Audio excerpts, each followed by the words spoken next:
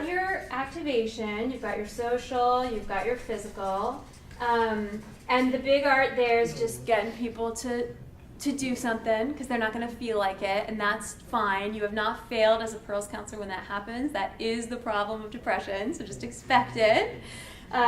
Then you've got your pleasant event scheduling, and then the other thing is PST, and this is what we're essentially going to spend the rest of the training on, PST being problem-solving therapy. This has been used actually for depression just on its own. Talk about simple. Just that in primary care had this big impact on depression. It's just incredible to me. And if you just look here, here are the steps. So essentially there are these 7 steps, and they provide the structure for problem solving. And I'll just give you the briefest of brief orientation to these.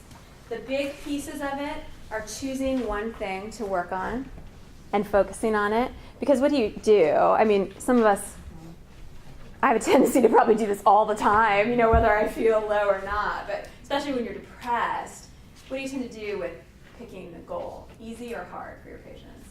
Hard. It's really hard because everything leads to everything, and it's so overwhelming, it's all connected. So the first thing is we're teaching people and practicing over and over and over again, picking a problem and then turning it into a goal. And we're going to teach you how to teach patients to do that. So that's the first big thing. If I were to say, what are we actually doing? That's one of them. Another one is generating a lot of solutions.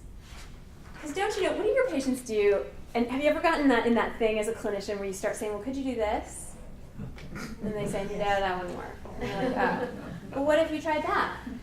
No, I can't do that because that wouldn't work. Well, what if you did this? Have you called it? And you know, you're practically like, just do that one, it's gonna work. You know, damn it! You know, you don't do that obviously, but you might. You know, what I hear in supervision tapes, clinicians getting like a little tad judgmental or irritated sometimes, or kind of giving up too, because it just seems completely impossible. So this also is the symptom of depression. I mean, this is depression. Nothing seems like it will work. Yes? What if they're picking a goal and you know they can't do it? Yes.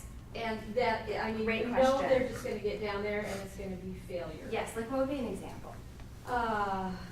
Well, the person I work with, she has really bad knees. And so she said, I want to go for, she keeps saying to me, I want to go for a long walk. Mm-hmm.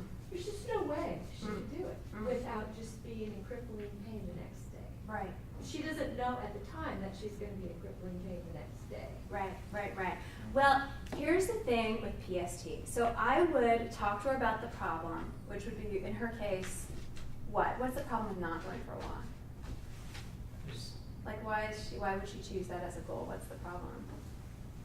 Oh, she misses the outdoors. She misses the outdoors. Okay, so you might write down, misses the outdoors.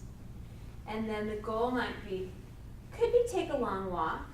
Or she might, if you're framing it that way, write get outside or take a walk. I mean, this structure sort of engenders more reasonable goals, I would say, so you get to lean on it a little bit as the clinician.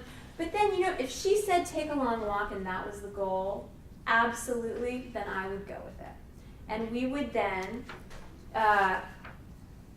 generate all kinds of ideas of how she could take a long walk. Or probably take a long walk is so specific, we probably would have written down walk more or walk this week. And then we'd be writing down solutions and evaluating the pros and cons. So in the structure is going to come up that she's going to have a lot of pain if she takes a really long walk. But she gets to evaluate it and she gets to choose. And you're pointing out one of the challenges of doing this is that sometimes the things people want to do, you would really prefer that they would not wish to do that. And, you know, but really, unless it's like, you know, totally illegal and you have to report it, I mean, it is up to them. And this is what I want you to remember. You are not actually trying to solve their problems. You are trying to remind their brain of the process of problem solving. Which leads to mentality. That's right. That's right. I would say one of my great protections as a human being is not that I'm very good at solving problems. I'm just really good at thinking of things when I get stuck and thinking of another one. And it's that really that is protective.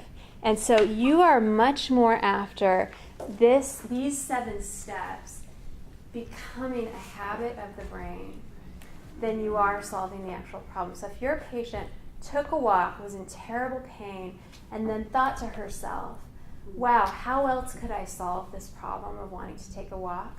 My guess is she would feel better. What I bet she does is think, I can't do this anymore. It's not worth it at all. She probably is experiencing the loss and pain and this unsolved problem.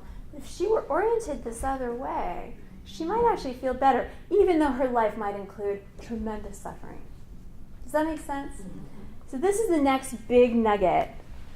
Yeah, I was going to say, I think sometimes we have to allow experience to be the teacher rather than us telling them it's going to work or it's not going to work. One of my first jobs, or my first job after grad school, was working on a research study where I did group work with gay men and sexual safety issues. And my clients in the group said he liked to go out and party, i.e. use club drugs, and pick up guys and go home and have sex. And he was absolutely convinced that he could do both. And we talked through the pros and cons every which way from Sunday, but that was his goal for the week. So we pointed, in the back of my head, I have all these doubts, I have these questions, I have these fears. We tried to explain that in the best MI way we could, but that was his goal. I couldn't tell him not to do that. He came back the next week and he said, you know what? I found out I couldn't do that. I can go, if I want to use my club drugs, and there's issues with all that, but that wasn't what we were really working on. If he wanted to kind of go out and party, he said, I have to go home alone. If I want to get laid, I'm not going to use drugs.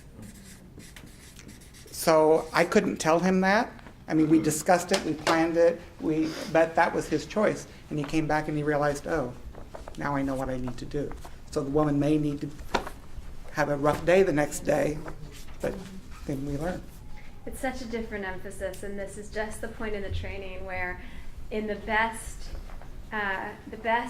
trainings, this comes up right here. This question of, wait a minute, but I'm not going to be able to solve the problem, or they're going to fail. But think about it. If you approach, your sense of yourself as this person who can take on problems and get knocked down and have hard things and survive it and be okay, boy, is that better than having someone who comes into your house or meets with you in your clinic and solves 2 or 3 problems for you. Really different, right? So that's the other part of restraint. There's so much restraint doing pearls. And this is another one. Because when you see, we're just so oriented to try to, God, it's just painful sometimes. Yeah. This is a parenting issue. Whether yes, you're parenting isn't yourself it? Or parenting Absolutely. Yeah. And ultimately, you want someone to not feel like they need a parent or they're a child, especially a senior who these people with this tremendous life experience who get treated like they're 5. This is really important to this population. All right, so that's the end of that. Okay.